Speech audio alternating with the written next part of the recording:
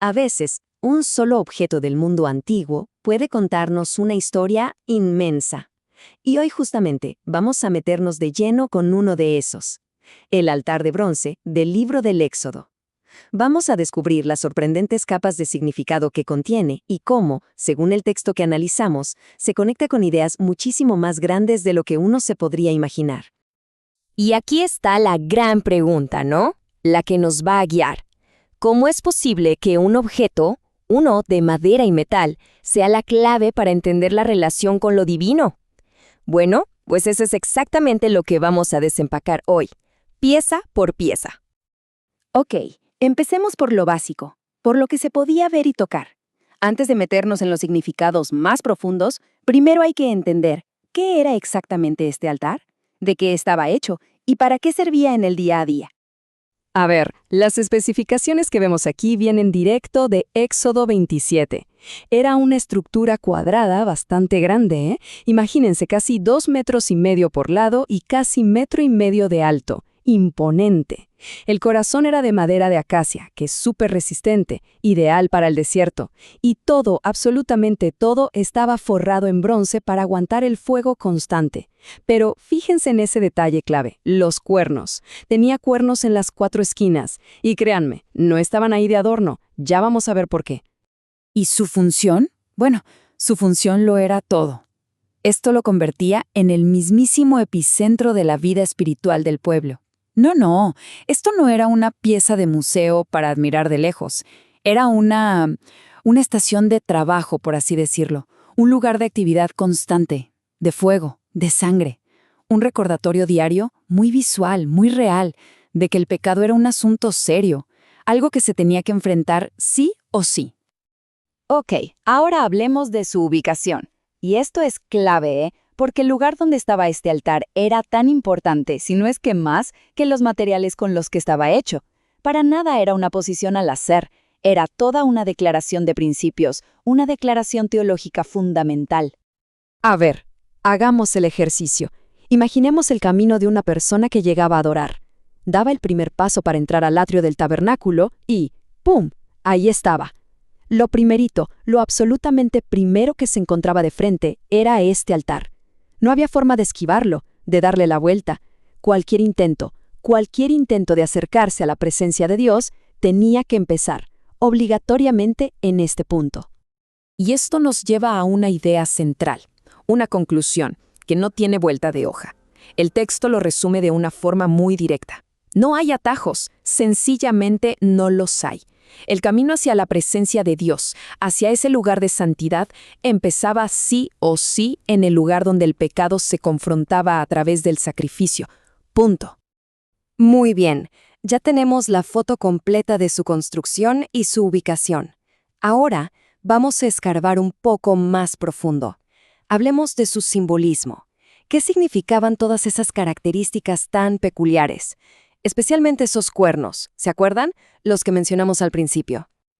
Y aquí es donde el asunto se pone fascinante, porque el texto fuente nos lanza una pregunta clave. La instrucción en Éxodo fue súper específica. Los cuernos tenían que ser una sola pieza con el altar. O sea, no eran algo que se pegaba o se atornillaba después. Tenían que estar forjados juntos. ¿Por qué? ¿Por qué tanto énfasis en ese detalle?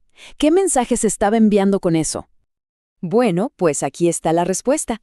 Resulta que los cuernos en todo el mundo antiguo eran el símbolo por excelencia de poder, de fuerza. Entonces, al estar fundidos, al ser parte integral del altar, el mensaje era potentísimo, imposible de ignorar. El poder que salva, el poder que protege, está inseparablemente unido al acto del sacrificio. No es que uno lleve al otro, es que son la misma cosa. No se pueden separar. Y toda esta simbología tan potente, el poder, el sacrificio, el acceso a Dios, todo esto nos lleva directamente al corazón del argumento teológico de este análisis, la conexión que se establece entre este altar de la antigüedad y lo que para la fe cristiana es la cruz. El principio que este altar ponía sobre la mesa todos los días era muy claro. El pecado tiene consecuencias serias, requiere un pago, pero, y aquí está lo increíble, el diseño de Dios incluía una manera para que ese pago lo hiciera un sustituto inocente.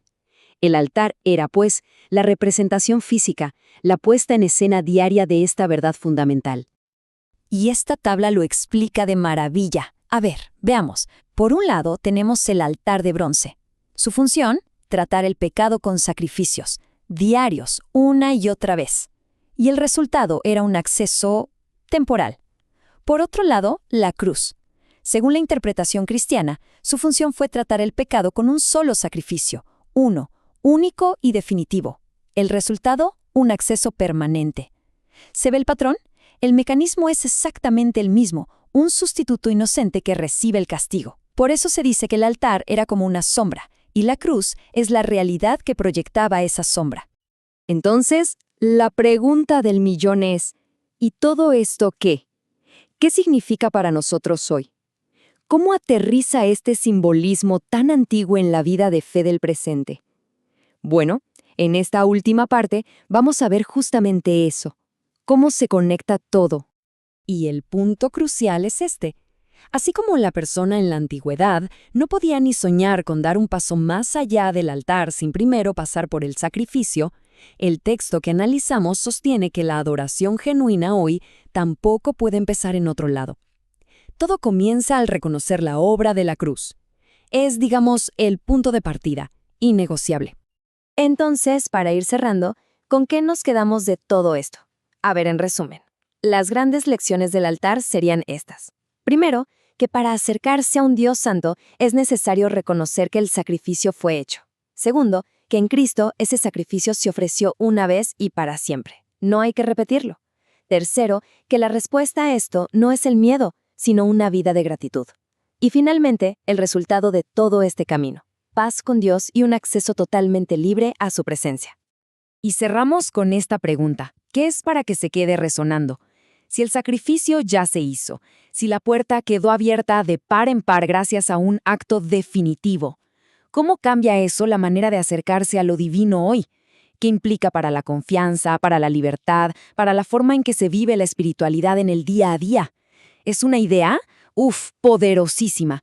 Y pensar que todo surge del misterio de un antiguo altar de madera y bronce.